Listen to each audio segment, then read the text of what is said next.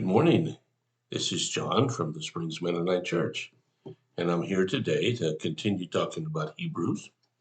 And today I want to look at Hebrews chapter 10 and verses 23 and 24. So here's what we read. Let us hold tightly, without wavering, to the hope we affirm, for God can be trusted to keep his promise. Let us think of ways to motivate one another to acts of love and good works. Well, in your life, how are you affecting other people? You're doing it whether you realize it or not.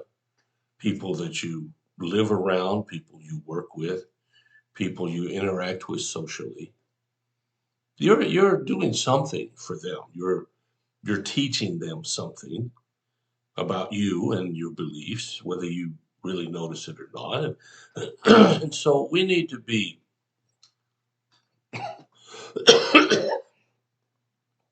we need to be careful and pay attention to what we're doing. I know many times life gets busy and you just do whatever it is. But you ever think about how important something you do might be to someone else? Let me give you a quick example. I learned when I was teaching at an all-black college in Alabama that black kids who worked in stores could tell someone's thoughts about racial minorities very quickly.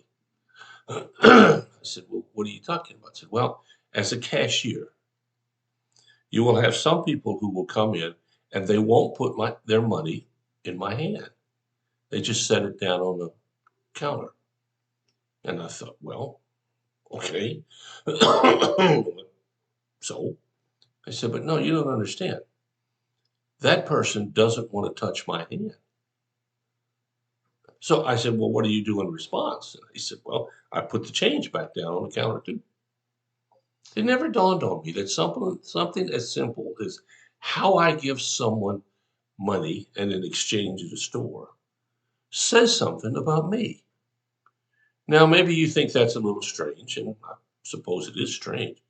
But ever since then, I have made a deliberate effort to make sure whenever I'm handing money to someone, I put it in their hand. You see, I'm teaching something, even though I don't realize it. And we do it with our body language, we do it with our facial expressions, we do it with our choice of words.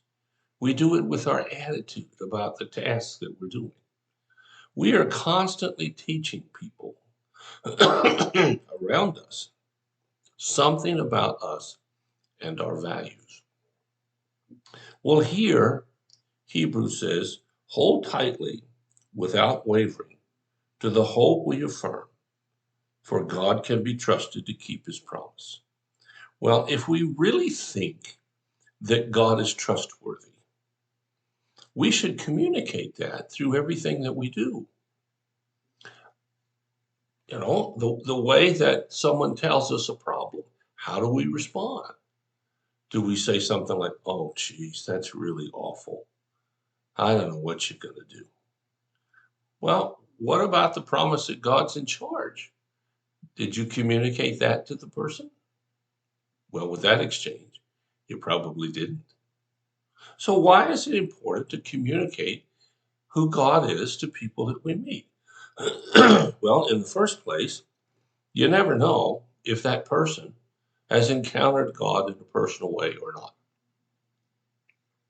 I know we all think, well, everybody around us are Christians, but the truth is that's not it. Many are not. Many are antagonistic to the idea that God would do anything, good or bad. In our culture today, we're just not very overwhelmingly convinced that there's a God and that he loves us. Now, if you don't believe me, then take the next couple of days and ask people that you encounter if they believe that. See what they say.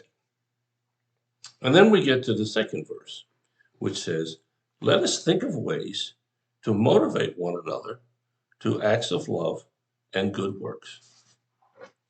Well, in our culture today, I don't know how much motivation towards acts of love and good works we're doing. We seem to be doing a lot more of fostering anger and resentment. And just because I don't like your opinion doesn't mean I have to not like you. You know, I don't even agree with myself all the time.